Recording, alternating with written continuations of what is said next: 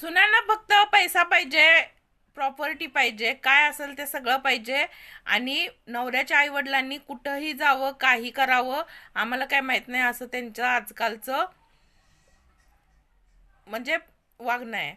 आणि काय काय सुना बरं का, आणि काय काय सुना त्यांना म्हणजे सासू सासऱ्यांकडून कधी कधी एखाद दुसऱ्या सुनाला होत असेल त्रास, मान्य करते मी.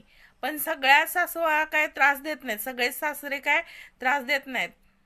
पण जास्त प्रमाणात काय दिसतंय की तुम्ही तुमचं कर्तव्य केलं, ठीक आहे. आता नवरा माझा आहे, त्यानं माझं बघितलं पाहिजे, माझ्या मुलांचं बघितलं पाहिजे, तुमचं अजिबात त्यानं बघता कामा नये, असं बायकांची जरा वृत्ती झालेली आहे. जरा नाही, जास्तच मुलं बायकांची अशीच वृत्ती आहे की माझ्या आईवडिलांना सांभाळलं पाहिजे, पण त्याच्या आईवडिलाला त्यांनी अजिबात बघितलं नाही पाहिजे.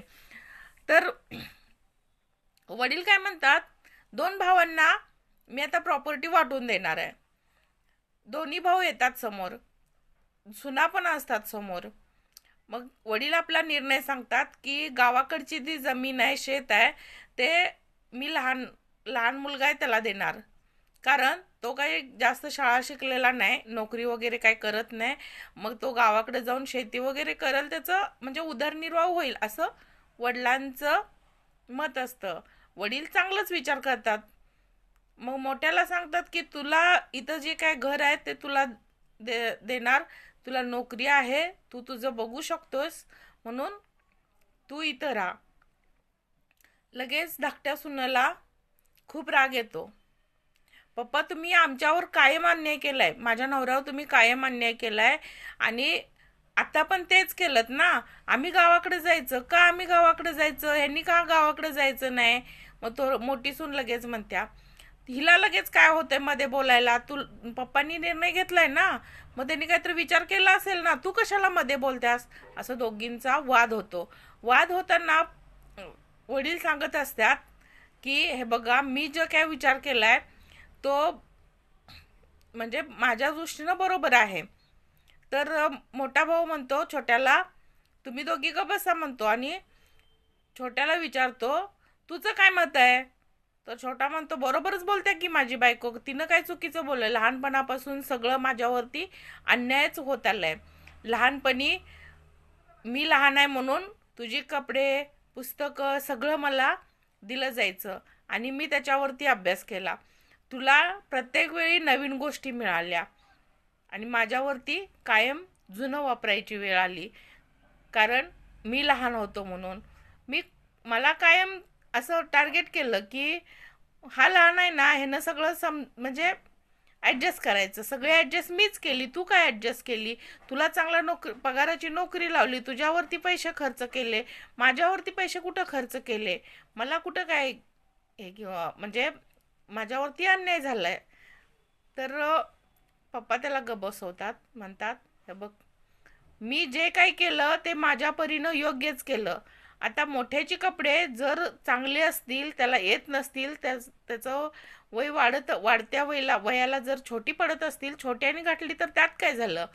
आणि दुसरी गोष्ट, शिक्षणाचं म्हणशील तर आम्ही आमच्या परीनं तुला शिकवायला पैसे भरपूर घातले, पण तुझं मन लागत नव्हतं, तुझं मन इकडं तिकडं मुलांच्यात फिरण्यात लागत होतं. त्याला आम्ही जबाबदार कसे असू शकतोय. तुला शिकायचं नव्हतं, मोठ्याला शिकायचं होतं, तो शिकला, चांगले मार्क्स आणले, म्हणून त्याला मी नोकरी लावू शकलो. तुला जर चांगले मार्क्स नसतील, त्यात पण आमचाच कसा काय दोष असू शकतो, माझाच दोष कसा काय असू शकतो.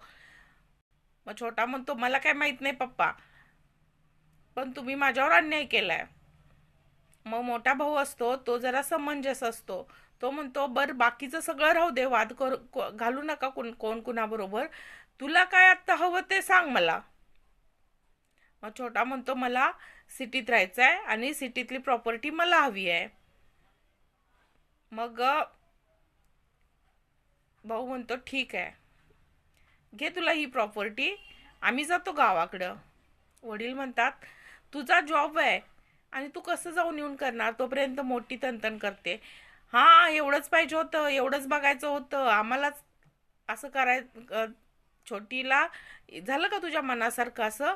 तिला टोमणे मारत असते की आता झालं ना तुझ्या मनासारखं, एवढे हुशार झालं, तणतणत होतीस, आता राहा, चांगल्या घरात राहतो, आम्ही राहतो पडक्या घरात. म्हणजे जरासं जुनट घर असतं गावाकडचं. आणि सगळं झालं ना तुझ्या मनासारखं आता, असं छोटीला बोलत असते. मोठीचा पण काय तोंडाचा पट्टा शांत राहत नाही, छोटीचा पण काय शांत राहत नाही. आणि ही दोघं भाऊ, छोटा बायकोच ऐकत असतो, मोठा बायकोला शांत करत असतो. बायकोला म्हणतो होईल मॅनेज, करूया काहीतरी, जाऊन येऊन करतो माझं मला माझ्या जॉबचीच काळजी आहे ना, माझं मी करतो, तू कशाला एवढं तणतण करा लागल्यास. पण आपलं हे घर तुटता कामा नये, असं छोटा मोठा म्हणत असतो. पण छोट्याला त्याचं काही पडलेलं नसतं. तो म्हणतो माझ्यावरती अन्याय झालाय, माझ्यावरती नेहमी वडिलांनी आणि भावानं मला माझ्यावरती अन्याय केलाय. हे कशामुळं होतं, त्याच्या बायकोनं त्याला तसं शिकवलेलं असतं. आल्यापासून छोट्या छोट्या गोष्टी आहेत का नाही, अशा काही निदर्शनास आणून द्यायच्या, चुकीच्या बाजूनच दाखवून द्यायच्या नवऱ्याला, की बघा हे तुमच्यासाठी असं होतंय. घरात जरी एकदम किरकोळ गोष्टी असतात, साध्या म्हणजे गरम भाकरी, गार गार भाकरी, गार जेवण, असं म्हणजे काही गोष्टीवर न वाढवून आणि काहीतरी करून सांगायचं. मग असं करत घरातले वाद होतात. सगळेजण वाद घालत असतात, तोपर्यंत वडील म्हणतात थांबा सगळे, मी असं काही केलेलं नाही, मी माझी प्रॉपर्टी अजून कुणाच्याही नावावर करणार नाही, जोपर्यंत मी आहे तोपर्यंत. सगळे एकदम शांत होतात. हो, छोटी म्हणते मग कशाला इतका वेळ आम्हाला वाद घालायला लावला, इतका आमचा वेळ वाया गेला, काय कामं नाहीत काय पप्पा तुम्हाला, कशाला पाहिजे तुम्ही असं खोटं बोलून आम्हाला हे करा लागलाय, चिडवा लागलाय. वडील म्हणतात हे बघा बाळानो, मी असं का केलं की माझ्यानंतर तुम्ही असं भांडू नये, माझ्या मृत्यूनंतर तुमच्यात वाद होणार, तुम्ही हेच करणार मला माहीत होतं, म्हणून मी तुम्हाला दोघांना, मुलांना बसवून घेतात आणि सुनांना म्हणतात तुम्ही रूममध्ये गेलं तरी चालेल. मग ती छोटी तर पहिलाच तंतनत गेलेली असत्या, कारण बिना कामाचं आम्हाला असं आम्हीच दाखवलं आणि काय दिलं नाही काय नाही, आणि म्हातारं चांगलंच चॅप्टर आहे म्हणून ती जात्या, तिला काही इंटरेस्ट नसतो, तिला फक्त पैसे आणि प्रॉपर्टीत इंटरेस्ट असतोय. मग मोठी पण जात्या, मोठी गेल्यानंतर त्या दोघांना वडील आपल्या जवळ बोलवतात, बसवतात आणि म्हणतात बघा बाळांनो, जर तुम्ही भांडत राहिला तर बाहेरचे लोक ह्याचा फायदा घेणार आहेत, आणि माझ्या मुलांनी असं वागू नये मला असं वाटतं. बाहेरची लोक तुमच्या दोघांचा फायदा घेणार, आणि जर तुम्ही दोघं एक एक राहिलात, एकमेकावर ईर्षा नाही केलीत, दोघांनी पण एकमेकाचे निर्णय एकमेकाला विचारून घेतले, एकजुटीनं राहिलात, तर आपल्या घराकडं बाहेरच्याची बघायची हिंमत सुद्धा होणार नाही. आणि गावात तर आपल्या भावकीत ह्याच्यावरनं खूप वाद असतात, त्यामुळं तुम्हाला माझ्यानंतर खूप समंजसपणानं राहायचं आहे. आणि हेच सांगायसाठी मी आज जे काही केलं ते तुम्हाला आवडलं नसेल, पण मी एक प्रयत्न केला की तुम्हाला सत्य काय आहे ते सांगायचा, आणि ते अशा प्रकारे सांगितल्यानंतर तुम्हाला चांगल्या प्रकारे कळेल म्हणून सांगितलं. तर तुम्हाला आता माहीतच पडलंय की बायकांचे पण घरात कसेही असतात. तर बायकांचं कितीपर्यंत ऐकायचं हे तुमच्यावरती आहे.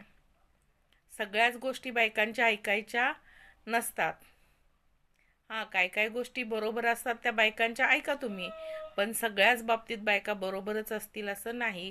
त्यांचा अनुभव नसतो, लहान असतात, बऱ्याच अशा गोष्टी असतात. त्यामुळं मी सुनबाईंना पण काय नाव ठेवत नाही, असं वडील मुलांना समजावून सांगतात. आणि आयुष्यभरासाठी मी नसताना पण असेच दोघं छान राहा. भाऊभाऊ कधी एकमेकाची साथ सोडू नका असं सांगतात. तर ही कथा तुम्हाला कशी वाटली नक्की सांगा कमेंटमध्ये. आवडली असल्यास लाईक करा, कमेंट करा आणि शेअर करायला अजिबात विसरू नका. भावाभावांची ही कथा नक्कीच तुम्हाला आवडेल.